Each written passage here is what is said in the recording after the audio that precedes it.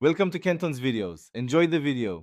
In this video, I will show how to change BMW 1 Series battery, updated. Start by preparing safety gear and tools, then disconnect the negative terminal to prevent shorts, remove the battery cover, and note battery orientation before lifting the battery out with steady, even pressure and proper support.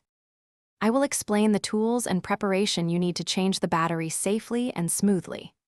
Organize tools, confirm replacement battery, is the correct group size and CCA. Use a memory saver if you want to retain electronics, and position a container to hold bolts and clips so nothing gets lost while you work. I will help you remove and install the battery without damaging terminals or electronics. Loosen and remove the hold down, lift the battery straight out with a strap, clean terminals and tray, position the new battery the same way, connect the positive cable first and the negative last, torque bolts to spec, and check that all accessories function. Thanks for watching. Consider subscribing if we helped you.